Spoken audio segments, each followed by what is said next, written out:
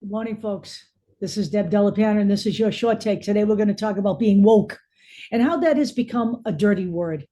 It's become a dirty word because it's been co opted and redefined by the right wing in America.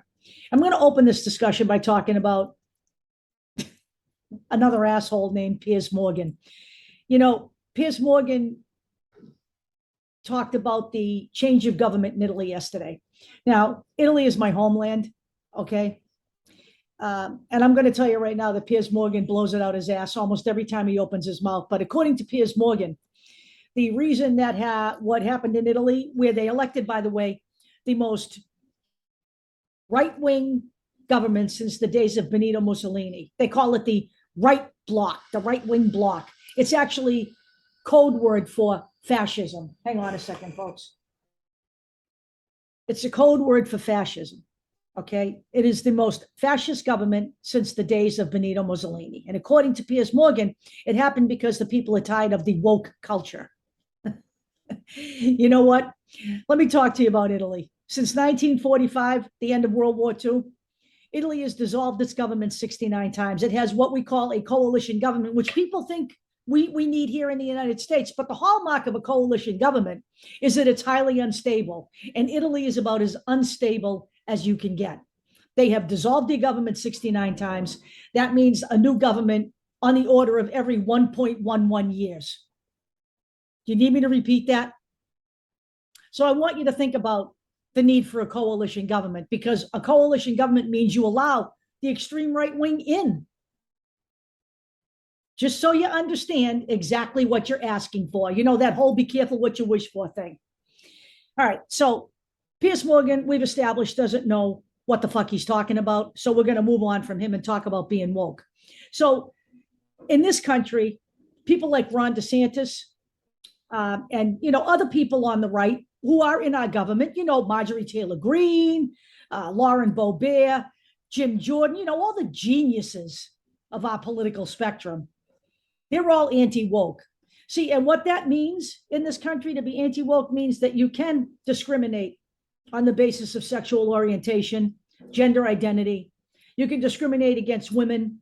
You can discriminate against people of color. You can discriminate against Native Americans without any repercussions.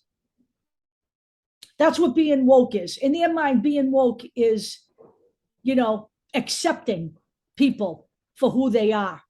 Being woke means you care about your neighbors and your fellow citizens enough to put a fucking mask in your face in the middle of a goddamn pandemic.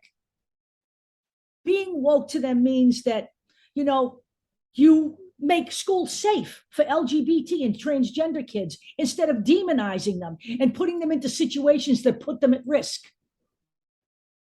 They all talk about woke like it's a bad thing. Well, you know what? You can call me woke and you can call me liberal, another word that they've managed to make dirty, because that's exactly what I am. In America, they look at you like you're crazy when you say we need to root white supremacists out of the military and the police force. In fact, the GOP voted against that bill this very year. To them, it's okay for those people to be in positions of power where they have guns in their hands.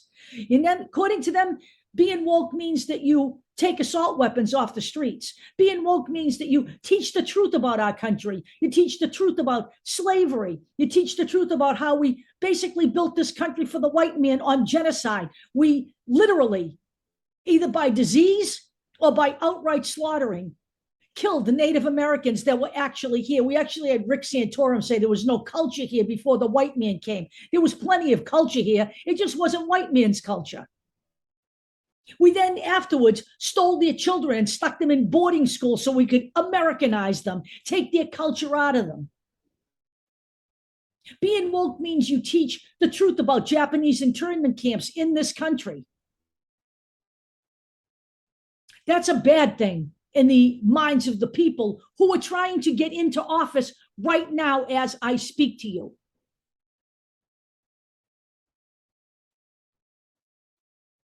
To be anti-woke means that you're a white supremacist, a Christian nationalist, a bigot, a racist. And that all of those things fit everywhere in our society, including in our government. I reject that out of hand.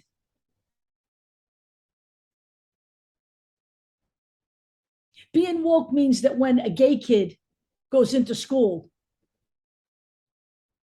and wants to believe that it's a safe place for him to come out, as my children did, that you either call up the parent right away and out them,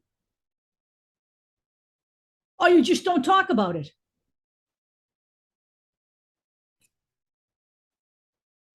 I'm the person who believes that those rainbow stickers belong on the doors of school so these kids who are different from other kids know that they're safe. That's what I believe. I believe that, you know what? I have to say this because I've been thinking about this for a while. I think the biggest mistake that my brethren made, and I'm talking about gay people, I'm talking about people who are different, was deciding that, hey, you know what? We can be safer here if we assimilate, if we pretend that we're not different. You know, so the whole rallying cry around our rights became, we're just like you. We are in a lot of ways. Some of us want families. Some of us don't. Some of us want jobs where we can make money and be safe on the workforce, just like you do. We want to be treated fairly. We're different in many ways, though. We're not just like you in a lot of ways. And you know what? I hate to say this, but that's what makes the world go round. We're different, and that's okay. Another big mistake that we made was believing that our rights were secure here. They're clearly not.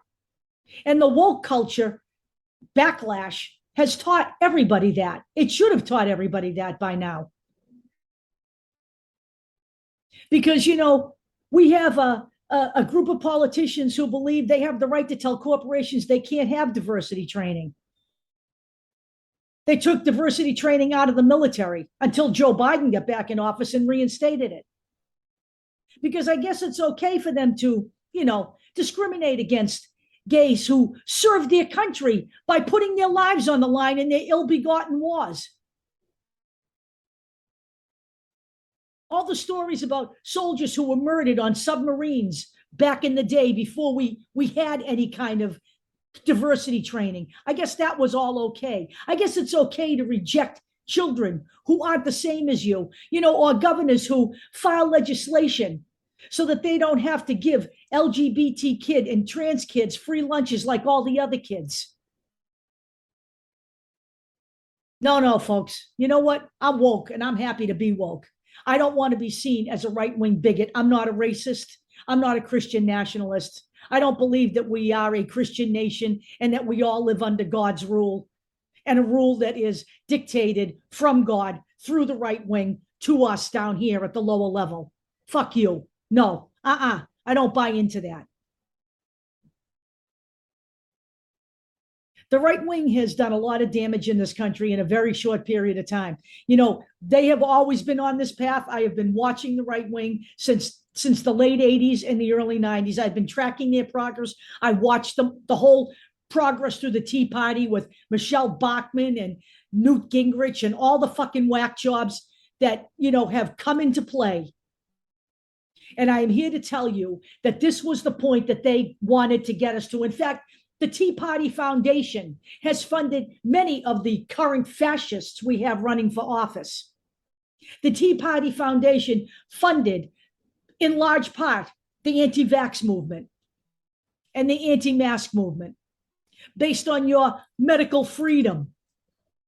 No, folks, you know what? Donald Trump was the perfect dumpster fire on fascist America. And he was the gasoline and the impetus to make this whole thing explode. And it is time now to reject these people out of hand. So yeah, okay, I'm woke. I don't care what you call me. I don't care if you talk to me about being woke like it's some kind of a problem, because it ain't for me. I'll talk to you all later.